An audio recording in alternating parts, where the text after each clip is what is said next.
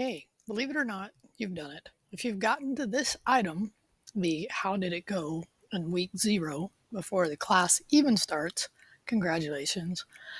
And one of the questions I'm going to ask you to reply is, which one did you choose? Which path did you take to get through to set up, right? So this is step one in this how did it go in your last thing before you head off into the regular coursework. And one thing I want to ask you is like, which one did you choose and maybe why, But if you don't feel like sharing why, that's fine as well. So what I'm going to do is I'm going to spend just a few minutes looking at the Udemy course and saying which videos I want you to check out before we even get started, which ones I recommend you not. Then I'm going to walk you through how to do these 3 things. We're going to get another experience of doing the Git workflow. I'm going to work mostly in Git Pod, but I'm also going to show you my local setup because I have that done as well. You can ask any questions, or issues you may encounter. You might start just by introducing yourself, okay? So here we go. So going to look at the course, section 1 and section 2. So section 1 is good. Andrew gives a nice introduction, and then he gives you this wonderful PDF guide. I definitely recommend downloading this PDF guide. And what it is as we go through the course and you learn different JavaScript commands, it's a quick way to reference those commands as we get further into the course. So, because sometimes, programming is not always about memorizing, but it's about how to find information. And then in section 2, we've already done a lot of this. And so you don't have to walk through all this. I mean, VS Code, if I didn't say it before, let me say it clearly now. If you're doing a local dev environment and you want to use something besides VS Code, which, by the way, VS Code, for those of you that are actually I'm not even going to do .dev, which is the web-based version. But for those of you using VS Code. Let me just search VS Code. Much better. Visual Studio Code. This is the editor that we're using in Gitpod. This is also the editor I use and I'm installing locally. So whichever way, but I like that Andrew uses this as well. So, you could kind of skip over this, but it doesn't hurt to kind of check out because he'll give you some more information. Now, when it comes to Node.js, for this first section 3 that we'll actually start working in, I believe next week, week 1, he's going to run most of this section 3 code in Node.js, but I'm going to show you in this video how to not to have to install Node.js if you're in the local dev environment. But if you're in Gitpod.io, it's actually already there, which is kind of cool as well. So, but again, I don't recommend unless you're seriously like this is your major topic and you want to have Node, totally fine. You're welcome to do that. And basically what Node is JavaScript that runs on the server side or in the command line in the case of section 3. Okay, but you can check this out. I definitely say skip over number 6 because this install commander is basically what we're doing in the terminal. And I'm not sure why Andrew includes it, but I definitely recommend just bypass it. And then the intro to terminal is probably the most beneficial thing because no matter if you're on Gitpod.io or if you're local, you're going to need that. Okay, just get some of that Git. I keep saying G-E-T, and you may think I'm saying G-I-T. But in this case, check this one out for sure. And then hello JavaScript, this is the code we're about to write right now. And I'm going to show you how to write this for the way he runs it, and also for the way you could get around not having to run it with Node.js, which is the way I generally recommend running code for this class because it gets you used to something that's really helpful, and it's called the Chrome Dev Tools. Okay, so let me just show you here. I have my two workspaces set up on Gitpod for both public and private. And in my local install of VS Code, I have a directory set up. Again, if you went to the local install, this is what it should look like when you're done. You have them here. So at this point, I have both. I, again, don't recommend doing this yet. go one path or the other. You've heard me say that.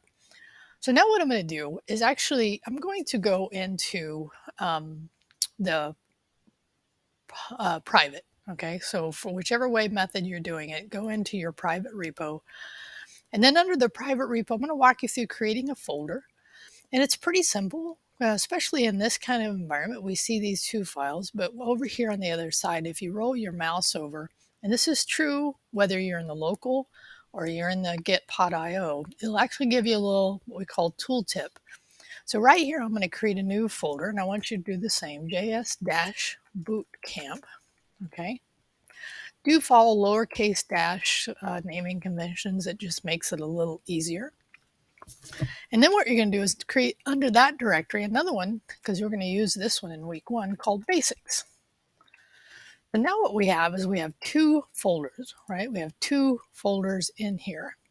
Now we don't have anything to get to do the workflow on yet because we haven't actually created a file. Creating folders like we're doing here does not trigger the get to version control anything, because it won't happen until we hit the file. Now in this case, I'm going to make sure I am clicked or highlighted on the basics, because that's where I want to create my file. I'm going to create a file called app.js. This is basically what he's doing. I'm going to slow down here because notice how this turned to green. In my case, because of my template color, if you're on that standard template color, again, if you want to remember where I did that, in here, it was down here. Oh, I got to move that out of the way. Oh, there it is, color theme. And where you can find that is down here at the gear icon. For the local install, I believe it's somewhere under settings as well. If you want to know, give me a shout out. I'll tell you where to find it there. So in here, we're going to write console.log, which is a JavaScript command. We're going to do an open quote. And I typically use single quotes. You can use double. We'll actually talk about that in the course. I'm going to say hello world from getpod.io workspace. Now, if you're on the local, it's the same thing. Okay. Creating that file and folder is the same process as it is here. If I go now to the terminal and I say get status, I will see that I have a untracked file setting in here. Now notice how it's actually not showing me the file itself. It's just showing me the folder. I can actually change into that directory, and let's see if I can do this. Yeah. So this is a really cool feature. You may need to do this at times, because right now my terminal, if I do pwd, although I don't even have to do that to see I'm in workspace, I'm in RW, my private repo.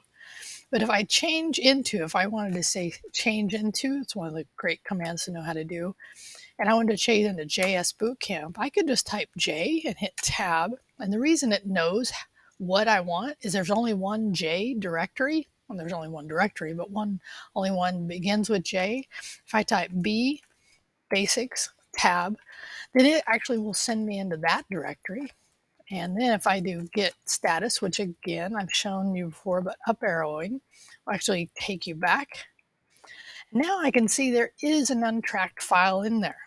So now what do I need to do? I need to do the first step in my Git workflow. If you want to remember what that's like, you can go back into the course and find where I've shown how to do this, but it's okay just to follow along here.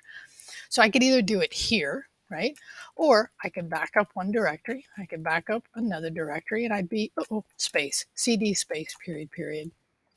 And this is just navigating the folder structure. Again, you can do this where you open it in integrated terminal. So just getting used to that is good. So if I want to run this file, it's one thing, but I'm just going to do the Git workflow to show you that process. Git add star. Okay, so that adds it, stages it in. If I do get status now, they show me, oh, now you have a new file. Okay, so let's see. Do you remember the next command? So if it's git add, I do get status, git add, what comes next? So I've staged it, I've changed the code, I've staged it, now I commit it. Git commit -m, okay, creating app.js, okay. And now I've committed it. And notice how these colors are changing because this is trying to give you a visual cue of what's happening. Okay. So if I clear that real quick, now I've done the Git workflow, but there's one step I've missed, not missed, I haven't completed, because right now, as I've shown before in my instruction for how to set up the environments, right, you don't have what is here is only in my workspace, or if I've done it locally, it's only in the local. So now I need to do that Git push, okay? Just to, well, I don't need to go show you. You can actually go look at your GitHub to see that in your private repo, this hasn't been actually updated until you do the Git push. Cool, right? All right, so in the video, Andrew's going to show you how to run this hello JavaScript, right, from inside of the terminal using Node. I can do that here, right? And by the way, for those of you that are on gitpod.io, if you do node dash dash version, it's already there. It's version 16. If you're running locally and you haven't installed it and you don't want to, just hang out because I'm going to show you right now how to get away with, not to get away, that's horrible, how to do it without Node. But if we wanted to run it with Node, we'd say node app.js. Now it's going to give me an error. Any guesses why before I do it, it would give me an error? Okay, let's see. I'm in this directory here, but I'm trying to run a file that's out here. So it's going to give me an error. It's going to say, oh, I can't find that file. So this is where I was showing you how to navigate. And one quick way, open an integrated terminal. Now I'm in that directory, node, and now if I type app.js, it runs that file and it outputs to the terminal the words that I've put in here. Okay, this string content. Now, all good and fine. Hopefully you got that. But I'm going to show you, again, how to run this in the way that I want you to do as much as you can going forward. There may be times when you're going through the Udemy course and what I'm about to show you, you know, because I'll actually add a little bit to this in week 1. But let's say I wanted to create in this bootcamp directory a file because I want to view everything in the browser and not in the console, because really JavaScript is all about learning the browser, really. So I'm going to type index.html. I'm going to put it in the bootcamp folder, not in the basics folder. I'm going to hit enter. Okay. And now under here, I'm going to create a basic index.html file. There's some template stuff. If you don't have any HTML, trust me, it's easy to learn. I'm going to do exclamation point. I'm going to see if this works if I hit tab. Oh, it didn't. So this is a good opportunity for me to show you, because if it doesn't create what I'm about to show you through a shortcut called emit, here's what you do. You go down to the gear, you go to the command palette, you go to emit, okay. Oh, actually, my bad, not there. You go here. Now I got to remember settings, my bad. So it's not command palette, it's settings. And under settings, you search for EMM. And you can see it's showing up different places here, right? I'm going to break this down a little bit. I'm going to show it here. I'm going to scroll down until I can find this one, which is, and actually you could have just searched for this if you're watching along. Now you could search for trigger expanse on tab, because that's what was missing. For some reason, I don't know why they don't default that. I think that's not true on the local install, so I can check that out in a second. But now that I've done that, I've updated that, I can close my settings file. And now, let's see if it does it correctly. Now it works. And what I did there is I put exclamation point and tab, and the tab activated the built-in plugin to automatically pre-fill this standard tag setup for an index file. Okay, so we only have to write one line of code in this example, and we're going to type script tab, and that is actually, again, that built-in emit editor. I'm going to type source equals open parentheses, close parentheses, and now I'm going to reference this app.js. But to do that, I have to say basics first. And notice what the editor is doing. It's helping me out by finding that, oh, you have a folder. I hit enter and it looks at the first file. I can hit enter again and then it's already done, meaning it's already set up for me. So what I have is an index file sitting in my JS Bootcamp. I have an app.js setting in basics. I've referenced it here. And now what I want to do is actually look at this thing in the browser, right? And there's a plugin, an extension, and it's really great to use this extension. So we're going to use this because it's going to make our lives so much easier. I'll click into extensions and it's called Live Preview. Okay, cool. Looks like it's saying disable because it's already enabled, which is awesome. Hang on just a second. I think I got to check out something real quick. Okay, I'm glad I checked that because I was actually looking at the wrong one. So what I'm going to do is go down to extensions, which is, it's below. So if you go down and you roll through search, source control, run, debug, extensions, and actually it's called Live Server. That's the one we want. And for those of you on Gitpod, you can run this one, right? And we'll just install it real quick. And this is a great little extension to have. Looks like it installed. Looks like it changed it, which is awesome. Okay. Now I'm going to get rid of this. And now I'm going to close out of here, go back to my file. Okay. Oh, I was in the wrong workspace. I get to do that again.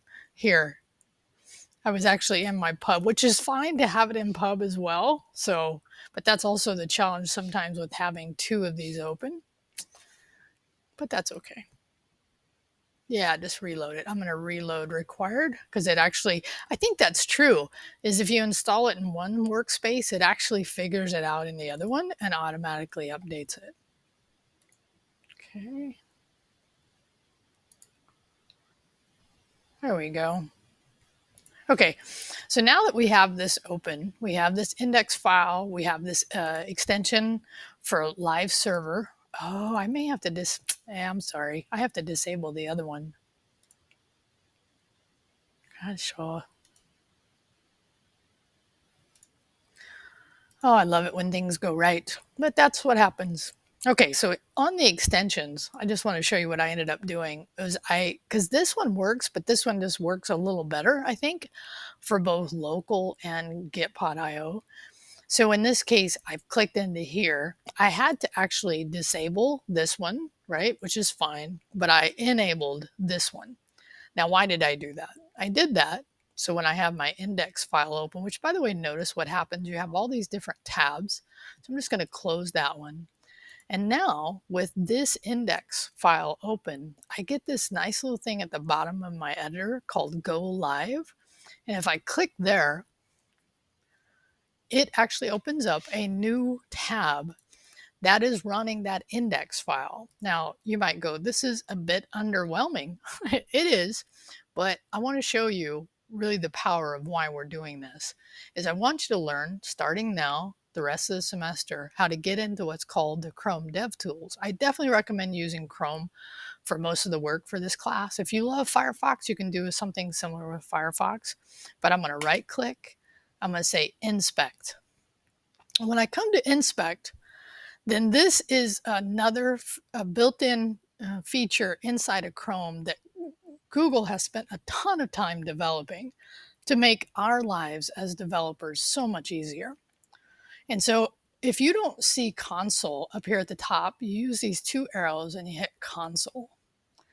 And you'll see all this stuff come out. But if you scroll up, or if you just do this, just refresh the page, you will see some of this other things that I think probably Gitpod.io is doing.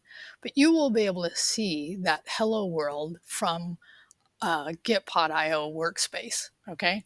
Again, this is true in local. There's really no difference on the local side. As a matter of fact, I think I'm going to pause here, do the work on my local side, and to show you that it's really no different.